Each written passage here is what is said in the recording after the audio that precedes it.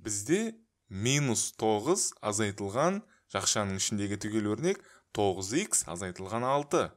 Бұл яғни 9х азайтылған 6 өрнегі минус 9-дан азайтылған.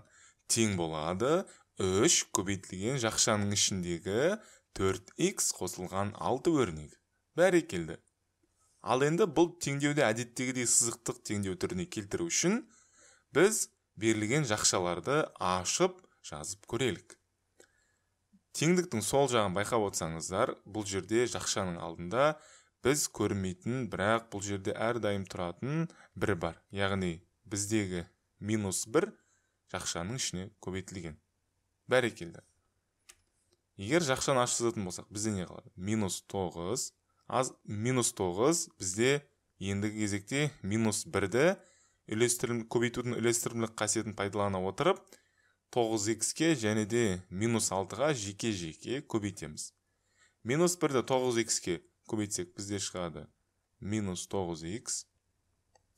Ал біздің минус 1-ді минус 6-ға көбейтсек, бізде плюс 6 шығады. Бәрекелді. Тең болады. Енді біз 3-ті 4х-ке көбейтсек, бізде 12х шығады. Қосылған 3-ті 6-ға көбейтсек, 18 шығады. Бәрекелді. Ал енді байқап отырсаңыздар, біздің теңдеуіміздің сол жағында 2 бос мүше берілген. Минус 9 және де 6.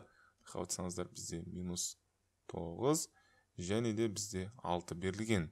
Ең алдымен біз осы 2 мүшені, 2 бос мүшені немесе екеуі бірдей болғандықтан біріктірелік. Немесе арасында қандай амал берілген, сол амалды орындайық. Минус 9х бұл өзінің орнында қала береді. Одан кейін минус 9-ға 6-ны қоссақ, бізде шығады минус 3. Бәрекелді. Тең болады. Бізде теңдіктің келесі жағы бізде өзгеріссіз қалады. Бізде 12х қосылған 18 өрнегі өз орнында қала береді. Бәрекелді.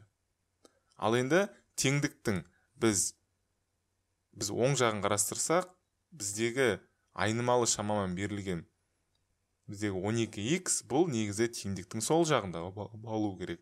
Сол себепті біз теңдіктің оң жағынан оны шегеріп тастайық, немесе азайтайық. Сонда бізде минус 12х-ті теңдіктің біз оң жағынан азайтсақ, дәл сондай өрнекті теңдіктің сол жағынан да азайтуымыз керек. Бәрекелді.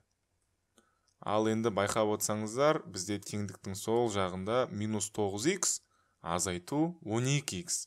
Бұл дегеніміз, яғни минус 9-дан 12-ні азайтсақ, минус 21 болады, ал бұлар айнымалы шама болғандықтан минус 21х. Азайтылған 3 тең болады. Бізде теңдіктің оң жағында айнымалы шама қалмайды. Бұл біздің жеткіміз келген мақсатымызда сол болған, яғни айнымалы шамаларды алып тастау. Яғни де тең болады бос мүше бізде 18 қалады. Бос мүше бізде 18 қалады. Бәрекелді. Ал енді теңдіктің біздің оң жағымызда минус 3 бос мүше бізге кедергі келтіріп тұр. Бұл негізі теңдіктің келесі жағында болу керек еді.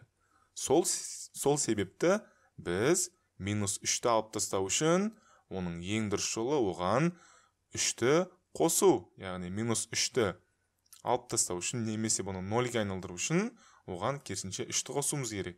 Дәл сондай шаманы біз теңдіктің оң жағына да қосамыз. Бәрекелді. Ал енді есептеп көрейік. Бізде минус 21х өзінің орнында қала береді.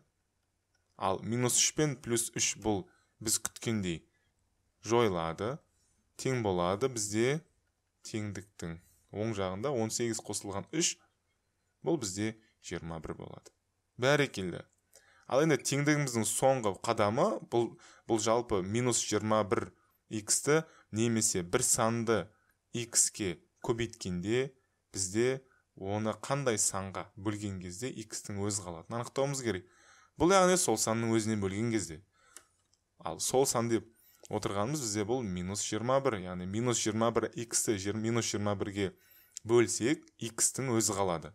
Бізге теңдеудің де мақсаты сол, яғни x-тің өзін табу.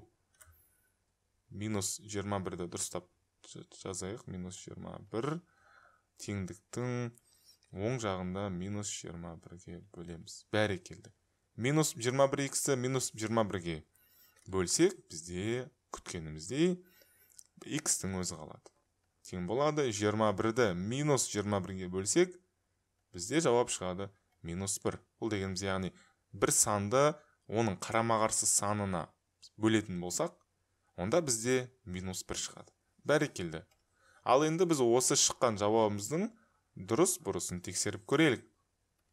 Байқасақ, бізде минус 9, жоғары жаққа жазайық кішкені, бізде минус 9 азайтылған ақшаның ішінде 9 көбейтілген x-тің орнына біз табылған минус 1-ді қоямыз. 9 минус 1, 9 көбейтілген минус 1 азайтылған 6.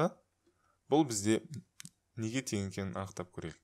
Бізде минус 9 сақталады. Ал жақшаның ішін есептеп алсақ, 9-ды минус 1-ге көбейтсек, бізде шығады минус 9 азайтылған 6. Бәрекелді. Минус 9 өзінің орнында қалады. Минус 9, минус 6, жақшаның іші бізде минус 15 болады. Ал бұл жерде бізде байқап отқанымыздай минус 1 болғандықтан, минус 1-ді минус 15-ке көбейтсек, бізде плюс 15 болады. Немесе оң сан шығады. Яғни минус 9 қосылған 15, бізде жауап шығады 6.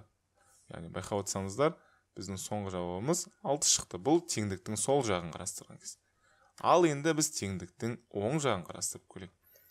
Бізде байқап отсаңыздар 3 көбейтілген 4 көбейтілген минус 1 қосылған 6.